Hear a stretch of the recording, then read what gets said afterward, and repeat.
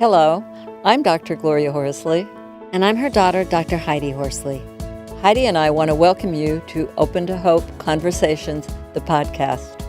We believe that the greatest gift you can give yourself after a loss is hope, using this moment to connect with others who have not only survived but thrived. So let's get started.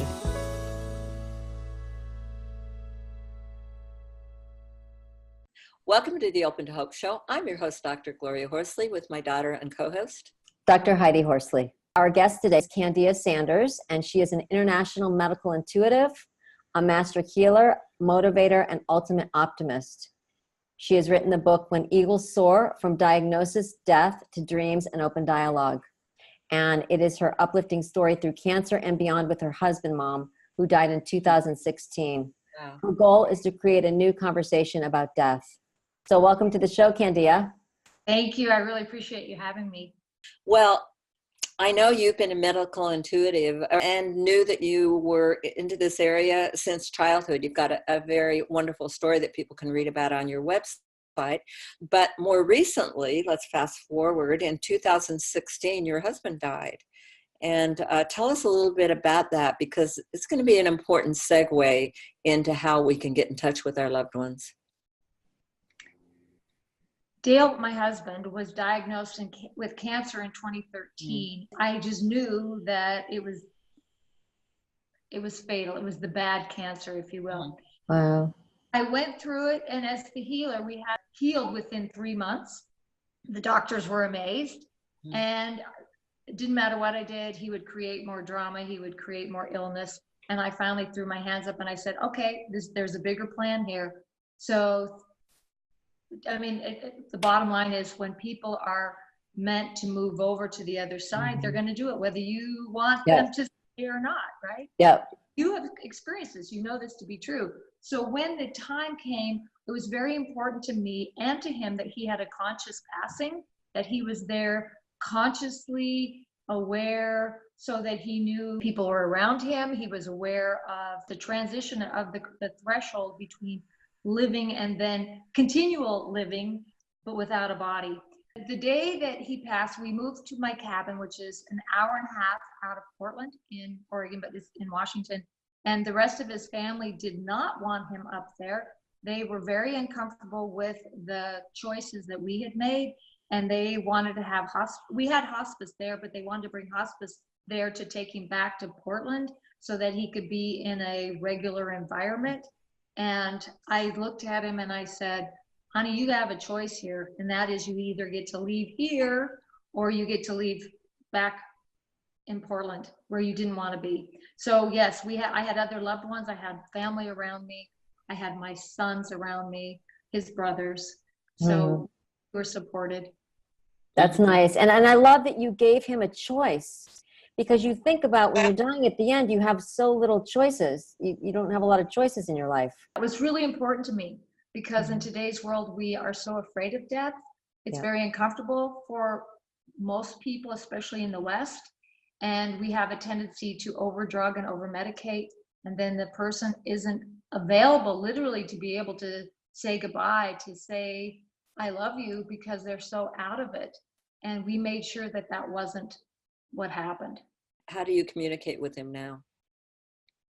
Well, it all started actually the moment he passed to the other side, actually, to be honest with you.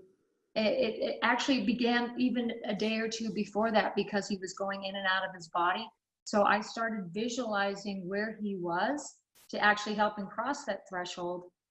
And so we have a place that we created then, at that moment, that we still use today, which is, and I'm happy to share this visualization because I really feel that it's very beneficial. And that is, I walk up a trail and I have a bench, and it's along a river, and the bench, I see him come down a hill, and then he comes and sits on the bench right next to me. However, there is a place in between us that I have explained to him many times that I cannot cross because I'm not ready to, but we can sit there. I ask him questions and he offers up information, and then you can just sense when it's time to go, and then he disappears and I walk back down my path. And I find that visualization for me is very beneficial.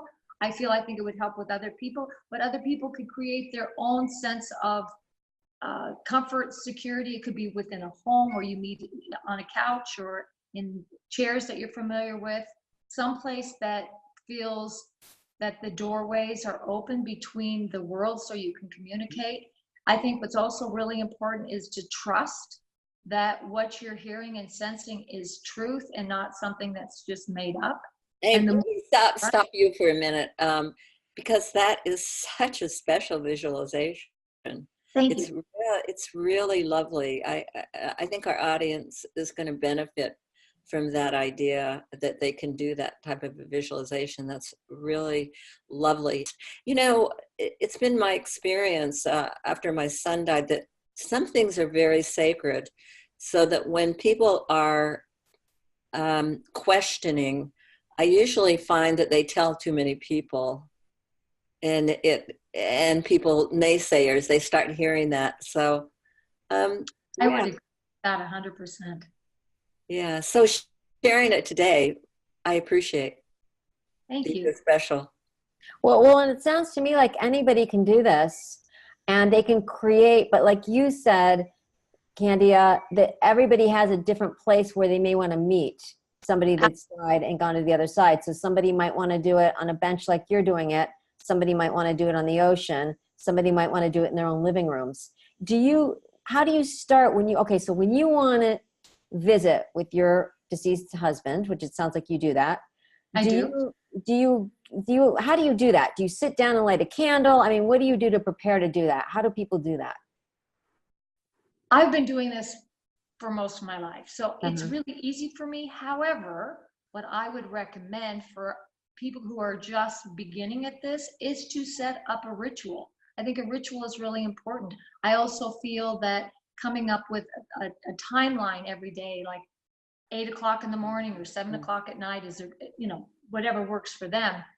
But that time, that set synchronicity pattern, I think, is really important. Mhm. So you can light a candle if you like. You can have soft music on if you like. Whatever helps you relax to a place where you're calm and you believe that the possibilities are available. I think that's really essential right there, because what happens is that the conscious mind takes over and then starts doing the spin. And when the spin happens, then you take away the possibility that it's going to happen. So the more you relax and go into that space of quiet, of, you can say it's a meditation. However, I have found for me that visualizing is, an active visualization is better. So if someone chooses to sit in a park, that's perfect, or outside on your patio, or wherever's comfortable, and then set up again that routine, I think, is the next piece of it. And then this is essential, is bring the energy from your head down into your heart. Because when you're in your heart, you're going to feel it, you're going to sense it. It's like when you're starting to go to sleep, when you're in your mind, you can't go to sleep. But when you drop your energy down into your heart to relax, and your body relaxes with it, that's when you're moving out of the beta level and into the alpha level. And when you're in the alpha brain waves, then the possibilities open up for those visualizations to come into play. Now, I know that you also, I think I've read somewhere, communicate with your dad. Yes. And Yes. talk a little bit about that. How long ago did he die? He died 6 months after my husband did. Oh my goodness. Yeah, it was a rough year. And I am an only child, and I was very close to my dad. And he was a character. So even in passing, even in death, he's still a character. But how I communicate with him is so different. And this is, I think, another essential piece, is because every soul is unique, every person is unique. So how they are going to communicate with you when they have crossed the threshold, it's just different. And it's just like how you communicate in real life, in waking life, if you will. So with my dad, mine has been more with the dream state with him. For example, as you go to sleep, set the intention to the universe, to God, to whomever you feel comfortable with, and say, okay, I want to have an active dream. I'd like to draw in my dad in this case, and then let my body rest as I actively participate. And I set those intentions. And then dad shows up in my dreams. that's how I communicate with him. And he's just as much a character on the other side, like I said, as he was in life. So, and that's how and then when I wake up, I write down the dream. I was going to ask you if you journaled these things, because I know that I've heard other people say that they keep a pad by their bed and they will journal their dream. I think that's really important because it's so easy for us to forget. You know, as soon as you wake up, within 10 minutes, 5 minutes, 3 minutes, depends, it's all gone. So the more you get in the habit of writing it down, even when you have that that midnight calling, when you have to go to the bathroom, when you come back, take the time to write down what you had been dreaming about. The more you do that and set that within the subconscious, the more active it becomes, and then the better recall you will have. Mm-hmm.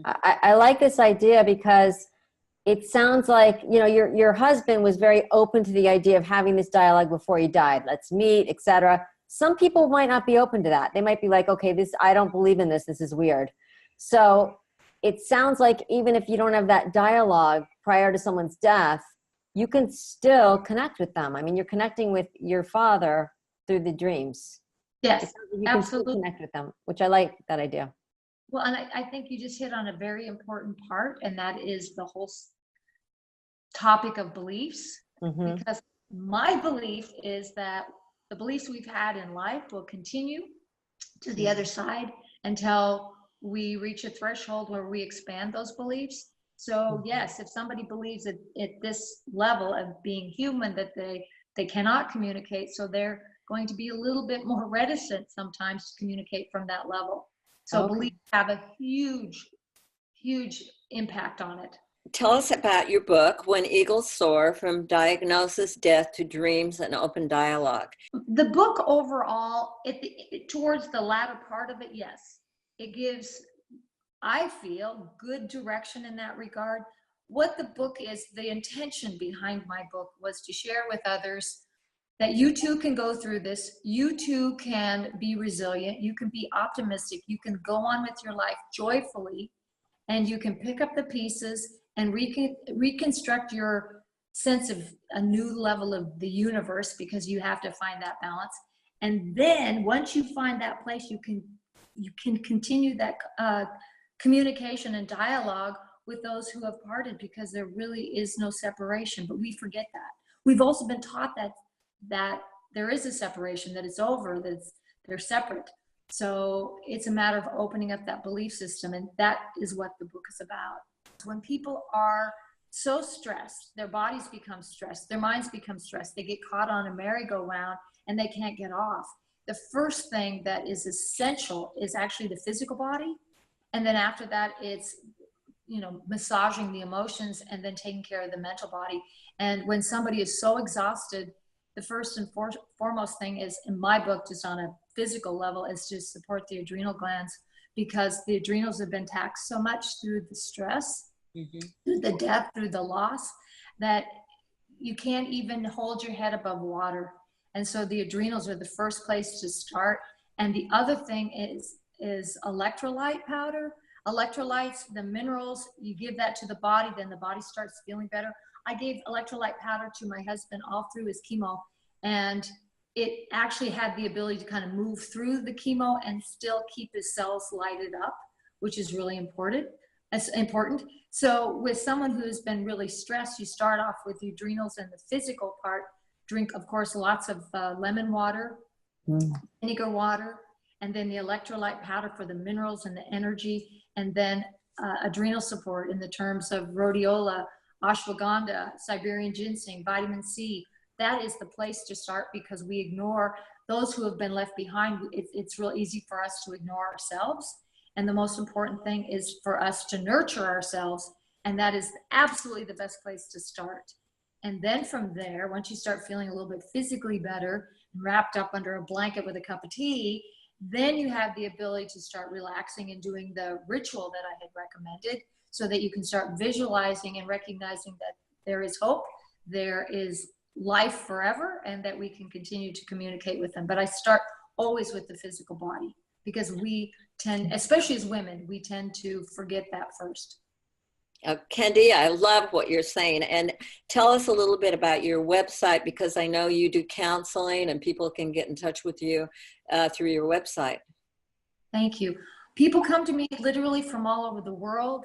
I work primarily on the phone, and so, which is great, so I can talk to people from everywhere. People come to me for everything because, in fact, I have to share, when I first started doing this, I've been psychic since I was a child, but people started coming to me for a myriad of different things, and I kept thinking logically, well, I don't know anything about that. How can I help this person? And then I let it go, and so the more I've let it go, the more the answers come, because I just tune into, for example, I would tune into you, and then you would tell me from your higher self what it is that's going on, and then I just replay it back to you, plus the information and education that I have garnered over the course of my lifetime. I add that in. So I work with health, I work with death and dying, I work with pets, I work with careers, jobs, investments, you name it. People come to me for everything. And where do they come? Where's your website? It's just my name, candiasanders.com. Nice and easy, just my name. I'm on Facebook, I'm on, all the social media. Well, thank you so much for being on our show today. You're absolutely a delightful person. Thank you. I appreciate the invitation. This has been really fun for me. I really enjoyed it. It's funny, I'm not used to doing a podcast. I'm used to being on the phone where I'm anonymous. Well, you're lovely. You should do more. So yes. Candia, I love what you're doing. And one of the things I love the most is that one of the concerns most of the people that I know, including myself, have after a loss is we want to know that our loved ones are at peace. And I really think that you give people that they learn that their loved ones are indeed at peace after a death. So thank you for all you're doing. They are. When you said that, you just gave me goosebumps. It's just, yes, they are at peace. They've moved on. They're out of the physical. And then they see the potentiality of what they are capable. And life changes. And then just knowing that, then you feel better. When you feel better, they feel better. It's just a win-win. Well, thanks again for being on the show. And we want to thank everybody for listening and watching this show. And we always want to remind you that if you've lost hope, please lean on ours and visit us at opentohope.com, and God bless. I'm Dr. Heidi Horsley. You have been listening to Open to Hope, the podcast. You can follow Open to Hope on Facebook, Instagram, and Twitter. To learn more, visit us at opentohope.com and go to Apple Podcasts to subscribe. I'm Dr. Gloria Horsley. Join us again next week for another Open to Hope conversation, where we invite you to lean on our hope until you find your own.